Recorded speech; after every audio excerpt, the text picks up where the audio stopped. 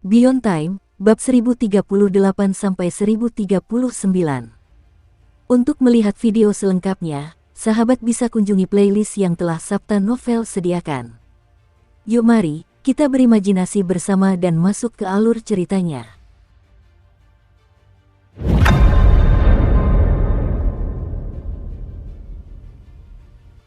Di alam rahasia sumber dunia, di area tengah jangkauan cahaya lilin merah, saat Suking tiba, bintang yang runtuh tiba-tiba turun seperti di tengah musim dingin.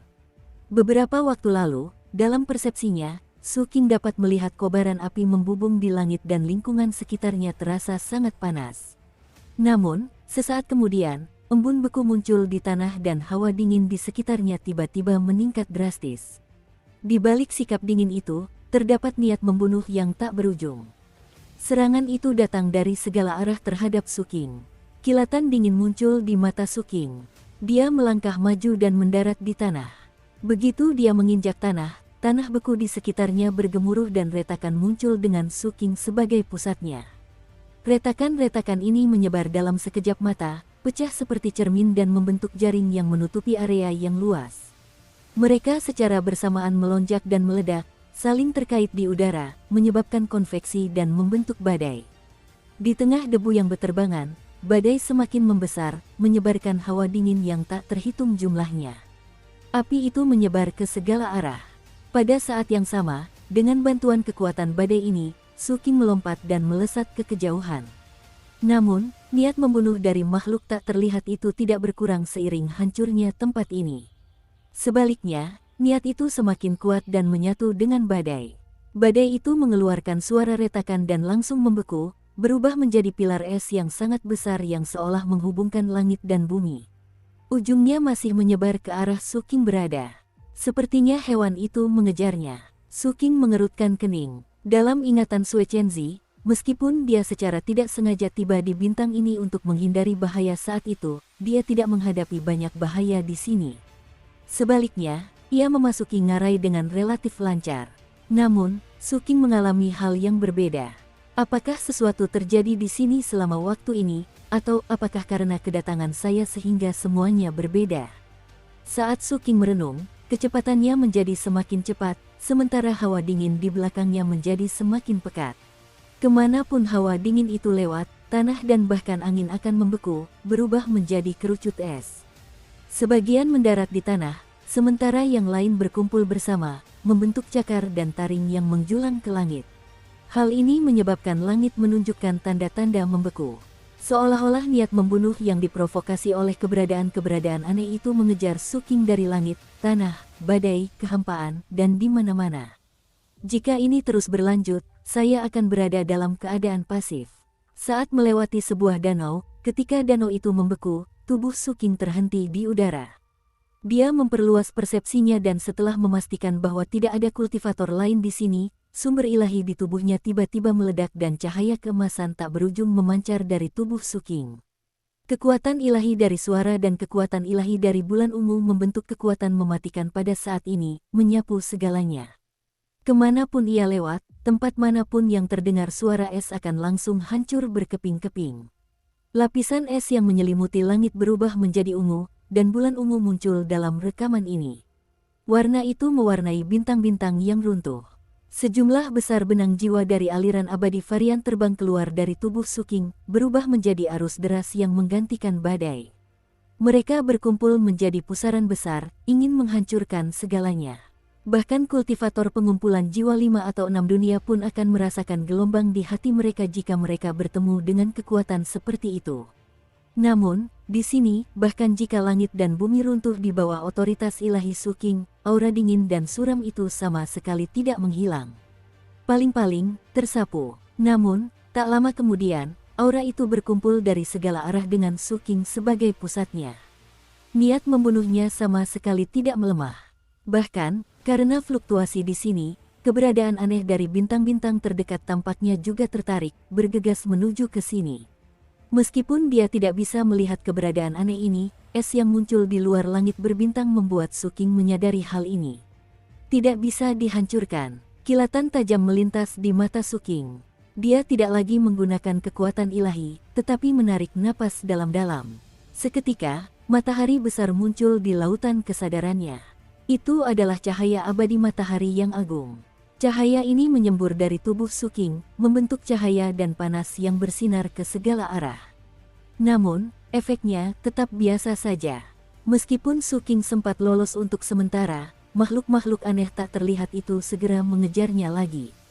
Jika ini terus berlanjut, bahkan jika aku sampai di lokasi ngarai, akan sangat sulit bagiku untuk sepenuh hati mencari sumber debu putih yang muncul di benang takdir Sue Chenzi. Suking merenung. Melalui banyak kali dia bertarung dengan makhluk-makhluk aneh di sini, dia memiliki penilaian kasar. Makhluk-makhluk yang kehilangan tubuh mereka karena asimilasi dan diubah oleh lilin merah memang memiliki sifat keabadian. Namun, sifat ini jelas relatif. Berdasarkan semua yang telah dilihat Suking dalam perjalanannya, dari semua makhluk hidup hingga para dewa, tidak ada satupun yang benar-benar dapat dianggap abadi dan tak terkalahkan. Bahkan dewa sejati pun tidak terkecuali. Jika tidak, mengapa Jade Flowing Dust bersekongkol melawan dewa sejati? Jadi, baik itu keabadian atau ketidakrusakan, keduanya hanya dapat dicapai dalam kondisi tertentu. Lalu, untuk makhluk-makhluk aneh di sini yang jelas-jelas dapat kuhancurkan dengan mudah, apa syarat keabadian dan ketidakmampuan mereka untuk dihancurkan? Suking bergerak maju dan merenung sambil dikejar oleh makhluk-makhluk tak terlihat itu. Beberapa saat kemudian, Suking tiba-tiba menoleh. Ekspresinya menunjukkan ketajaman saat dia bergumam. Jelas sekali bahwa syarat agar makhluk-makhluk aneh ini abadi dan tak terkalahkan adalah kemampuan untuk menjadi tak terlihat. Karena mereka tidak terlihat, mereka tidak bisa dibunuh. Dengan kata lain, untuk membunuh mereka, seseorang harus melihat mereka terlebih dahulu. Hampir seketika setelah Suking menyadari hal ini, emosi Little Shadow bergejolak dalam pikirannya. Tuan, benar, sekering, bisa melihat. Suking mengerutkan kening. Waktu pengiriman pesan dari Little Shadow seolah-olah telah menunggu dia menyadari hal ini. Kenapa kamu tidak memberitahuku lebih awal? Suking bertanya dengan dingin. Tuan, aku tidak bisa, tempat ini, lilin, bayangan, batasan, tidak bisa bicara. Little Shadow dengan gugup dan cepat menyampaikan emosinya. Suking memahami maksudnya. Karena keterbatasan lilin di sini, lilin itu tidak bisa mengatakannya. Suking harus bereaksi sebelum lilin itu sempat mengatakannya. Jika ini terjadi di waktu lain, Suking pasti akan mempelajari masalah ini. Namun, sekarang jelas bukan waktu yang tepat. Oleh karena itu, dia menekan masalah ini dan memberi perintah kepada Little Shadow. Pada saat berikutnya, aura di tubuh Little Shadow meledak dan menyelimuti seluruh tubuh Suking. Pada tahun-tahun awal, ketika Suking dan Little Shadow menghadapi bahaya, mereka akan memilih untuk bergabung. Setelah bergabung, kekuatan kultivasi Suking akan ditekan dan hanya beberapa kekuatan ilahi khusus yang dapat digunakan seperti biasa. Semua itu ditukar dengan peningkatan kekuatan tubuhnya yang luar biasa. Setelah itu, seiring meningkatnya tingkat kultivasi Suking, dia secara bertahap berhenti melakukan fusi dengan Little Shadow. Pada saat ini, fusi tersebut muncul kembali. Dalam sekejap mata, bayangan itu berubah menjadi gaun hitam yang menyelimuti Suking. Gaun itu juga membentuk jubah hitam di punggungnya. Saat rambut ungunya berkibar, kekuatan fisik yang menakutkan muncul dari tubuh Suking. Badai muncul semata-mata karena kekuatan fisik ini. Yang lebih mengejutkan lagi adalah mata Suking berwarna hitam pekat. Segera setelah itu, dia menggunakan mata bayangannya untuk melihat dunia. Dunia seolah telah menyingkap tabirnya, memperlihatkan wujud aslinya. Langit tampak kosong, langit berbintang itu hampa. Akhirnya bagaikan giok, debu dan bintang-bintang di sekitarnya menjadi adegan-adegan dalam lukisan. Deretan pegunungan dan daratan di antara bintang-bintang semuanya menjadi bagian dari lukisan-lukisan tersebut. Hanya lilin merah yang masih menyala dengan aneh. Berikutnya adalah makhluk-makhluk aneh yang sebelumnya tidak bisa dilihatnya. Kali ini, Suking melihatnya. Itu adalah bayangan hitam yang muncul di luar cahaya lilin. Bentuk mereka bervariasi, terkadang seperti manusia, terkadang seperti binatang, terkadang tidak beraturan, dan terkadang seperti benang, aneh dan beragam. Namun, warna mereka seragam hitam pekat, dan esensi mereka selalu berupa bayangan. Selama bertahun-tahun yang tak terhitung jumlahnya, jasad para kultivator yang telah diasimilasi di alam rahasia ini telah lenyap, hanya menyisakan bayangan. Dan alam rahasia ini sebenarnya adalah dunia di dalam sebuah lukisan yang menjadi milik bayangan. Penemuan ini menimbulkan kegemparan besar di hati Suking. Asal-usul Little Shadow adalah sebuah teka-teki yang tak dapat ia temukan jawabannya. Namun, hari ini, dia tampaknya telah menemukan petunjuk. Suking mengangkat kepalanya dan menatap lilin merah di kejauhan. Pada saat yang sama, bayangan-bayangan tak terhitung jumlahnya di sekitarnya menerkam ke arah Suking. Pada saat berikutnya, ketika cahaya abadi matahari mendalam di tubuh Suking kembali meletus, cahaya dan panas menyebar ke segala arah dari tubuhnya. Ratapan pilu tiba-tiba bergema. Cahaya abadi adalah salah satu dari sedikit kemampuan ilahi khusus yang dapat ditampilkan dalam bentuk fusi. Bayangan-bayangan yang sebelumnya tak bisa dihilangkan itu dengan cepat menjadi kabur di bawah panel illumination cahaya abadi dan menghilang. Suhu di sekitarnya langsung naik. Tubuh Suking bergoyang dan dia dengan cepat bergerak maju. Cahaya abadi menerangi jalan saat dia terbang melewati danau dan pegunungan yang digambar. Kemanapun dia lewat, bayangan di segala arah akan hancur. Setelah 15 menit, sebuah ngarai besar muncul di depan mata Suking. Namun, menurut Suking, ngarai ini sama seperti danau dan pegunungan. Semuanya hanya gambar. Itu tampak realistis, tetapi kenyataannya, dia tidak bisa masuk. Dukung terus channel YouTube Sapta Novel. Dia berdiri di tepi ngarai yang terlukis. Setelah merenung sejenak, cahaya abadi di tubuhnya kembali berkedip. Suking mengarahkannya ke dalam ngarai dan cahaya itu terus menyapu. Setelah beberapa kali, warna hitam di mata Suking memudar saat dia membatalkan penggabungannya dengan Little Shadow. Di mata Suking, dunia kembali ke bentuk aslinya. Ngarai di depannya bukan lagi gambar, melainkan benar-benar terbentuk. Di dalam gelap gulita dan dia tidak bisa melihat detailnya. Suking berdiri di tepi ngarai. Setelah pandangannya menyapu sekeliling, dia melangkah maju dan langsung berjalan masuk ke dalam ngarai.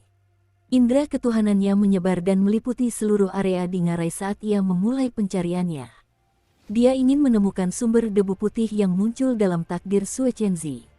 Namun, waktu berlalu dan Suking terbang keluar dari ngarai 2 jam kemudian. Dia berdiri di udara di atas ngarai dan mengerutkan kening. Meskipun ngarai ini dalam, secara keseluruhan ukurannya tidak terlalu besar.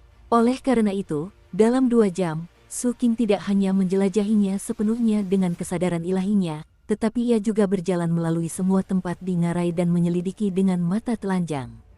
Namun, pada akhirnya ia tidak menemukan apapun. Dia tidak menemukan tempat yang mungkin terdapat debu putih, dan dia juga tidak merasakan jejak apapun. Seolah-olah dia datang ke tempat yang salah. Tidak ada di sini. Namun, dari ingatan Sue Chenzi, debu dalam benang takdirnya tampak jelas setelah memasuki tempat ini. Suking terdiam. Beberapa saat kemudian, dia tiba-tiba melesat ke atas dan langsung sampai di langit. Setelah melihat ke bawah, semua yang dilihatnya tampak normal. Oleh karena itu, dia terbang kembali ke atas. Bahkan setelah dia meninggalkan planet ini dan mengorbitnya untuk mengamati, dia tetap tidak menemukan petunjuk apapun. Kemudian, Suking mengirimkan sebuah pikiran. Pada saat berikutnya, bayangan kecil menyatu dengannya lagi. Saat matanya kembali menjadi hitam pekat, Suking berdiri setinggi ini dan kembali menatap bintang di bawahnya. Dengan tatapan itu, mata Suking tiba-tiba melebar. Di mata yang berbayang, bintang yang digambar, celah dan jurang itu menyerupai mulut yang terbuka. Deretan pegunungan di kejauhan itu seperti hidung. 2 danau yang terletak agak jauh itu seperti mata. Bagaimana bisa gambar ini menjadi bintang? Ini adalah wajah. Hati Suking bergetar. Adegan ini tentu saja tidak ada dalam ingatan Sue Chenzi. Pada saat itu, dia menatap wajah di bintang itu dan sepenuhnya mengerti. Ini pastilah alasan mengapa debu putih muncul di jiwa Sue Chenzi. Meskipun dia tidak tahu apa itu debu putih, Suking sama sekali tidak ragu. Dia tiba-tiba mengangkat tangan kanannya. Pada saat berikutnya, sebuah tangan besar muncul di depan Suking. Ia meraih wajah yang muncul di bintang itu. Ia semakin mendekat dan semakin membesar. Akhirnya, ketika mendekati bintang yang runtuh itu, tangan besar yang telah diwujudkan Suking telah membesar hingga mampu menutupi bintang tersebut. Namun, tepat saat tangan itu menutupi wajah, begitu tangan itu menyentuh, terjadi perubahan yang aneh. Entah itu kebetulan atau bukan, bintang yang runtuh itu, pada saat itu, mencapai titik kritisnya dan tiba-tiba runtuh, pecah menjadi kepingan-kepingan yang tak terhitung jumlahnya. Benda itu hancur berkeping-keping dengan suara gemuruh yang dahsyat, serpihan-serpihannya berhamburan ke segala arah. Pada saat yang sama, wajahnya juga hancur. Rangkaian pegunungan yang tadinya berubah menjadi hidung itu seketika lenyap. Danau-danau yang membentuk mata itu langsung rata dengan tanah. Ngarai yang membentuk mulut sungai itu langsung runtuh. Wajah raksasa itu sudah hilang. Saat bintang itu runtuh, kekuatan penghancur juga meletus dari bintang tersebut, disertai aura yang menakutkan. Tangan besar yang diwujudkan Su King menanggung beban serangan terberat dan tersentuh oleh badai dahsyat tersebut. Saat berikutnya, ledakan dahsyat terdengar. Suara gemuruhnya memekakkan telinga dan aura kehancuran menyapu segalanya. Tangan besar itu tak mampu menghentikannya dan langsung roboh. Dia juga langsung mundur hingga berada 1 juta kaki jauhnya. Baru kemudian dia nyaris terhindar dari kekuatan penghancur bintang tersebut. Dia kembali menatap ke kejauhan. Bintang itu telah berubah menjadi debu. Debu ini berwarna putih. Itu persis sama dengan yang ada di benang takdir Sue Chenzi. Jantung Su King berdebar kencang. Dia segera berusaha mengumpulkannya. Namun, setelah muncul, debu putih itu mulai menghilang dengan cepat. Selain itu, sebagian besar metode tidak efektif dalam mengumpulkan debu ini. Lagi pula, saat itu, Su King telah mencoba berkali-kali untuk mengumpulkan debu putih di benang takdir Sue Chenzi, tetapi dia selalu gagal. Namun, dia tidak rela membiarkannya begitu saja. Mungkin karena debu putih ini belum menyatu dengan benang takdir, terdapat perbedaan dalam kondisinya. Oleh karena itu, setelah Su King mengubah banyak metode, akhirnya ia mengandalkan botol giok dengan peningkatan ganda sumber ilahi dan otoritas untuk mengumpulkan sedikit. Pada saat itu, dia menatap botol giok di tangannya sambil berbagai pikiran berkecamuk di benaknya. Dia mengetahui asal-muasal debu putih dalam takdir Sue Chenzi. Sebelumnya, dia telah melihat runtuhnya bintang dan planet lain di sini, tetapi debu putih ini tidak muncul. Namun, zat ini muncul ketika bintang ini hancur. Perbedaannya sangat jelas. Debu putih hanya akan muncul ketika bintang atau planet tempat wajah itu muncul runtuh. Sayang sekali, meskipun aku sudah berusaha sebaik mungkin untuk mengumpulkannya sebelumnya, zat misterius ini menghilang terlalu cepat. Jumlah yang kukumpulkan terlalu sedikit. Su King memeriksa botol giok itu dan menyadari bahwa meskipun botol itu telah mendapatkan peningkatan dari otoritas dan sumber ilahinya, debu putih di dalam botol giok itu menghilang secara permanen. Meskipun kecepatannya agak lambat, semuanya akan hilang paling lama dalam sehari. 1 hari, Su King mengerutkan kening. Waktunya tidak cukup. Kehati-hatiannya juga mencegahnya menyerap debu misterius ini ke dalam benang takdirnya sebelum dia mempelajarinya. Jadi, poin utamanya sebenarnya bukan debu putih ini, melainkan wajah itu. Su King melihat ke segala arah. Apakah ada wajah kedua? Su King termenung sejenak sebelum mengirimkan indera ilahinya ke Little Shadow. Tak lama kemudian, Little Shadow dengan cepat menyatu dengan Su King, menyebabkan mata Su King kembali menjadi hitam pekat. Dia akan menggunakan mata bayangan itu untuk menjelajahi alam rahasia ini dengan hati-hati guna melihat apakah ada wajah kedua. Setelah fusi, Su King tidak membuang waktu. Dia melaju cepat di alam rahasia yang telah berubah menjadi lukisan lagi dan mengandalkan mata bayangannya untuk mencari dengan cermat. Waktu berlalu begitu saja. Dukung terus channel YouTube Sabta Novel. Meskipun alam rahasia sumber dunia ini telah berubah menjadi serangkaian lukisan, namun ia tidak statis. Sebaliknya, ia dinamis dan berjumlah banyak. Yang terpenting, karena lilin merah itu masih menyala, terlepas dari apakah itu cahaya atau panas, atau risiko asimilasi, hal itu meningkat seiring Su King terus melakukan eksplorasi. 2 hari kemudian, Su King tidak punya pilihan selain mundur agak jauh dari area yang diterangi cahaya lilin merah. Setelah melihatnya dari jauh, hatinya merasa sedih. Dalam 2 hari, saya baru menyisir 30% area tersebut, dan sebagian besar berada di pinggiran. Jika saya ingin menjelajahi semuanya, saya khawatir saya tidak akan mampu melakukannya dalam waktu kurang dari 10 hari. Terlebih lagi, semakin dekat saya dengan lilin merah, semakin besar risiko asimilasi. Ini tidak akan berhasil. Su King terdiam. Lama kemudian, sebuah pemikiran penting muncul di hatinya. Dia masih memiliki kartu truf yang bisa dia gunakan. Kemudian, Suking memejamkan matanya dan sumber ilahi di dalam tubuhnya bergemuruh. Saat terus bergejolak, benih otoritas ilahi bersinar dengan cahaya keemasan yang gemilang di tanah kehampaannya. Cahaya ini semakin intens dan akhirnya menerangi seluruh negeri kehampaan. Cahaya itu menyebar dari tubuh Suking dan akhirnya berkumpul, membentuk benang emas yang melilit jari Suking. Tatapan mata Suking dipenuhi antisipasi saat ia menatap benang emas itu. Hal ini karena otoritas ilahi dari benang emas ini berasal dari otoritas ilahi keberuntungan yang ia peroleh dari kultivator bermarga Long dari keluarga kerajaan Takdir Utara. Dengan sekali remas, benang keberuntungan berwarna emas itu mulai terbakar. Namun, segala sesuatu di sekitarnya tampak normal. Tatapan Suking menyapu area tersebut, tetapi dia tidak melihat sesuatu yang aneh. Namun, ini adalah pertama kalinya dia melepaskan kekuatan ilahi ini. Oleh karena itu, dia masih mengeksplorasinya. Beberapa saat kemudian, dia menarik napas dalam-dalam dan bergegas ke area tempat lilin merah itu menyala. Kemudian dia mulai mencari lagi. Kali ini, setelah 15 menit, Suking merasakan sesuatu yang berbeda. Dia melihat jejak-jejak aturan dan hukum. Seseorang harus mengetahui bahwa manfaat alam rahasia sumber dunia ini bagi para kultivator akumulasi jiwa terutama terletak pada aturan dan hukum nomologisnya. Ada terlalu banyak dunia dan bintang di sini. Mereka bisa runtuh kapan saja dan berkumpul kembali. Ini akan membantu para kultivator pengumpulan jiwa membentuk dunia baru mereka dan memberikan referensi serta pemahaman yang cukup. Namun, selain aturan-aturan paling mendasar, aturan dan hukumnya berbeda di setiap bintang dan dunia. Beberapa cocok dan beberapa tidak. Selain itu, persyaratannya berbeda-beda tergantung pada tingkat akumulasi jiwa para kultivator. Ditambah lagi, ada waktu tertentu yang perlu diperhatikan.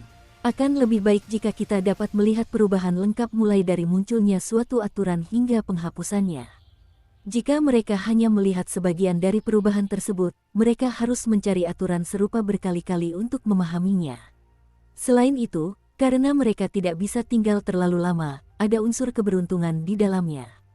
Dalam perjalanan Suking sebelumnya, meskipun fokusnya adalah mencari wajah itu, dia sesekali mengamati kekuatan hukum nomologis yang muncul selama penghancuran dan penciptaan dunia. Namun, di satu sisi, itu hanya sekilas pandang. Di sisi lain, semua yang dilihatnya tidak lengkap, sementara beberapa sudah lengkap.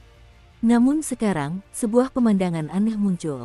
Sebuah rangkaian nomologi lengkap tiba-tiba muncul di hadapannya, mengambil inisiatif untuk menampilkan proses evolusinya. Selain itu, bukan hanya sekali. Saat Suking bergerak maju, hal serupa sering terjadi. Begitu Suking mendekat, sejumlah besar aturan ditampilkan tanpa henti seperti burung merak yang mengembangkan ekornya. Seolah-olah mereka sedang berlomba untuk menjadi yang pertama. Jika orang luar melihat pemandangan ini, mereka pasti akan sangat terkejut dan tidak percaya. Yang lebih mencengangkan lagi, sampai-sampai membuat Suking sendiri terkejut, adalah bahwa beberapa bintang yang jelas-jelas sedang runtuh, setelah diamati olehnya, justru memperlambat keruntuhannya atau mengungkap aturan dan hukumnya dengan cara yang luar biasa karena suatu kebetulan yang tak dapat dijelaskan. Semua itu dilakukan agar dia dapat melihat dengan lebih komprehensif dan cermat. Adapun bayangan-bayangan di alam rahasia, mereka juga terpengaruh. Mereka seringkali langsung menemukan Suking dan secara naluriah bergegas mendekat. Namun, setiap kali mereka mendekat, mereka tiba-tiba tertarik oleh sesuatu yang lain dan pergi. Yang lebih mencengangkan lagi adalah, terlepas dari apakah itu runtuhnya bintang-bintang atau hilangnya bayangan, mereka secara tidak langsung melindungi Suking dari nyala api lilin merah. Hal ini membuat perjalanan Suking menjadi jauh lebih lancar. Wajah kedua yang ingin dia temukan juga muncul di mata Suking beberapa jam kemudian. Hati Suking bergejolak saat ia menekan perasaannya yang terguncang oleh kekuatan ilahi keberuntungan. Tubuhnya berhenti dan ia menatap ke kejauhan. Di sana ada bintang yang runtuh. Di bintang itu, terdapat sebuah benua yang mempertahankan lebih dari setengah ukuran aslinya setelah bintang itu hancur berkeping-keping. Pegunungan dan danau di atasnya membentuk sebuah wajah. Awalnya, akibat hancurnya bintang itu, mustahil benua ini tetap utuh. Sekalipun utuh, ia akan tertutup oleh sesuatu, sehingga sulit dilihat oleh orang yang lewat. Namun, Suking melihatnya. Namun, hampir seketika saat dia menoleh, wajah itu menjadi buram. Dalam sekejap, pegunungan dan danau di atasnya runtuh dan wajah itu menghilang. Adapun badai yang berasal dari runtuhnya bintang itu, saat ini menyebar ke segala arah. Garis besar wajah manusia tampak samar-samar dan menghilang di kejauhan. Tatapan Su King membeku saat dia melaju dengan kecepatan penuh mengejarnya. Kecepatan perubahan bentuk wajah manusia itu sungguh mencengangkan. Meskipun Su King bergerak maju dengan kecepatan penuh, dia masih agak lambat. Setelah lebih dari 10 menit, bentuk wajah manusia itu tiba-tiba menghilang. 3 tarikan napas kemudian, Su King muncul di tempat wajah itu menghilang. Setelah dengan cepat memeriksa sekelilingnya, pandangannya tertuju pada celah spasial yang halus. Su King menyipitkan matanya. Dibandingkan mencari tanpa tujuan ke segala arah, pilihannya adalah menjelajahi celah ini yang kemungkinan besar merupakan tempat wajah manusia itu bersembunyi. Karena itu, dengan cepat, dia langsung terbang ke dalam celah tersebut.